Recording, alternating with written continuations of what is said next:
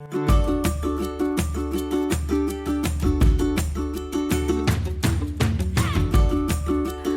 there, I'm Samantha and today is a very special dance story time because we're reading a Christmas dance story, and the dance story we're reading today is The Nutcracker. And this story was, all these beautiful illustrations were done by Valeria Docampo, and the narrative and story is based on the New York City Ballet production of George Balanchine's The Nutcracker. So this is going to be a really special book. You ready?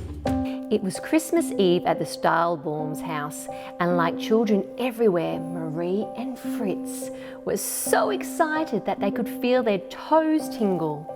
Their parents were decorating the Christmas tree before the big holiday party, and Marie and Fritz were not allowed into the great room until it was done.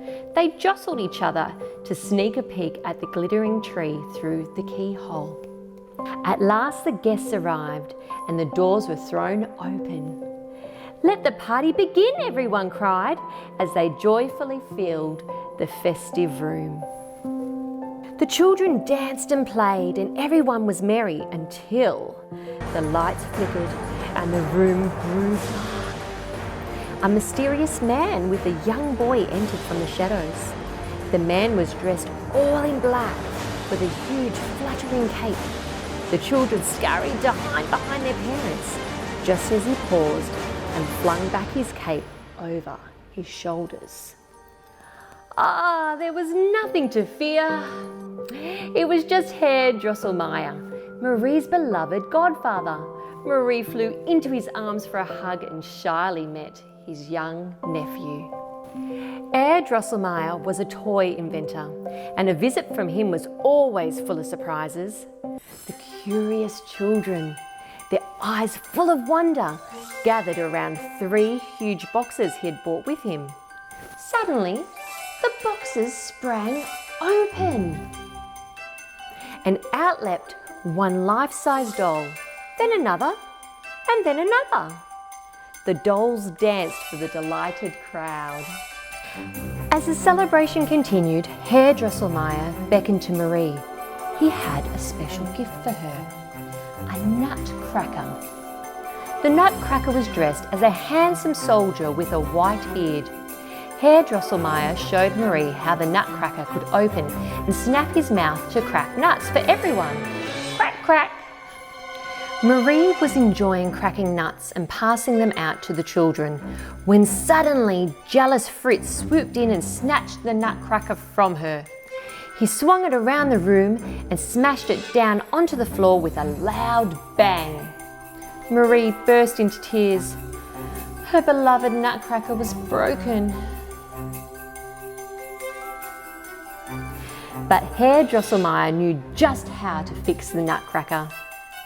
He tied a scarf around the nutcracker's head like a bandage and handed him to Marie, who cradled him in her arms. Then Herr Drosselmeyer's nephew gave Marie a tiny bed that was the perfect size for a nutcracker, and Marie nestled him in to rest. The party was coming to a close, and everyone joined in for one last grand dance.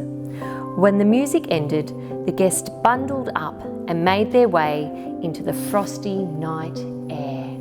Marie waved goodbye to her dear godfather and his handsome nephew. It had been a long evening and it was time for bed. During the night, Marie awoke, remembering that the nutcracker was alone downstairs in his bed. She ran down to scoop him up. With the nutcracker safely in her arms, she curled up on the sofa and drifted back to sleep in the soft glow of the Christmas tree. She hadn't been asleep for long when Herr Drosselmeyer slipped back into the house to properly mend the nutcracker. He gently slid him out of Marie's arms, repaired him under the light of the moon, and disappeared into the darkness. But then strange things began to happen. At the stroke of midnight, Marie was pulled from her sleep by the clock chimes. She rubbed her eyes in surprise. great big mice appeared from the shadows and began to scurry across the room.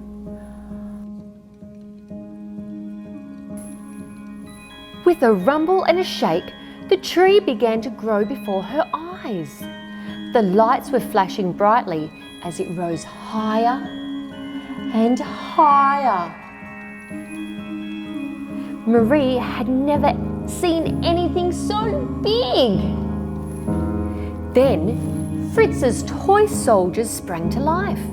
They marched into battle, the mice. The mice were led by the fierce and terrible Mouse King, who wore a shiny crown on his head. Then the Nutcracker himself came to life, growing until he was the size of Marie. His bed, now huge, spun around and around. The Nutcracker leaped out of the bed to lead the battle against the mice. The Mouse King towered over the Nutcracker, taunting him, when a quick-thinking Marie threw her slipper and it landed on the King's head. He turned to look away and the Nutcracker toppled him over. The Nutcracker triumphantly claimed the Mouse King's crown in victory. In that very moment, the ancient spell that had been cast on the Nutcracker was broken. He was transformed into a handsome prince who looked very much like Herr Drosselmeyer's nephew. The prince gallantly placed the crown on top of Marie's head and led her by hand into the starry night, beyond her house and deep into the forest, towards the Christmas star. Snow began to fall and the glistening flakes began to dance. The prince took Marie on a fantastic journey. They boarded a cosy walnut boat and sailed into the night, soon landing in an enchanted kingdom called the Land of Sweets. The Land of Sweets was a magical place filled with candy dripping in icing and magnificent, delicious colours as far as the eye could see. News of their arrival travelled fast, and Marie and the prince were greeted by the Sugar Plum Fairy, who reigned over the land. She welcomed them with a curtsy, and with a wave of her sparkly wand, a host of delights from her kingdom appeared before them. The prince told their story of their great battle with the Mouse King. "Oh, you are both very brave," the Sugar Plum Fairy said. Then she invited them to celebrate by settling in two magnificent candy thrones with big bowls of chocolate, cake and ice cream set before them.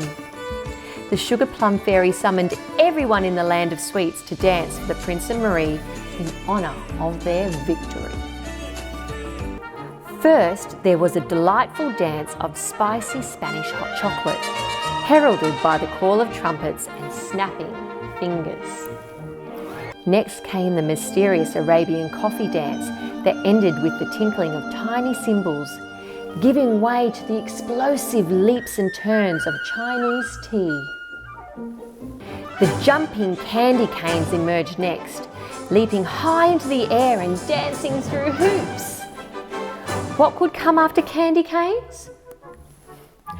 Marzipan shepherdesses stepped out, tiptoeing delicately while playing their flutes. The biggest surprise of all was the gigantic Mother Ginger, who swaggered before them.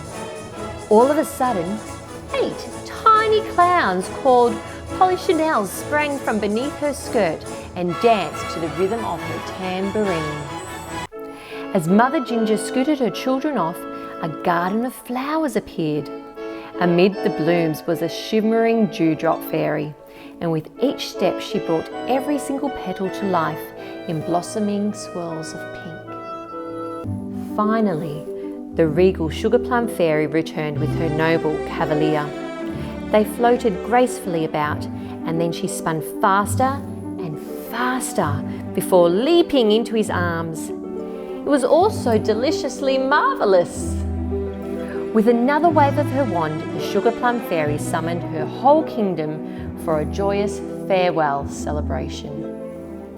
As much as they wanted to stay, it was time for Marie and the prince to leave the land of sweets and to return to their families. As the lovely soft snow continued to fall, they climbed into a beautiful sleigh, pulled by magical reindeer. Marie and the prince turned to wave goodbye to their new friends as they rose higher and higher into the sky, away from their sweet celebration and into the starry night. So that's the end of this book, but it also has some fun facts and information. So if you would like to get your own copy of the Nutcracker, the New York City ballet production version, if you look in the comments below, you'll see some links.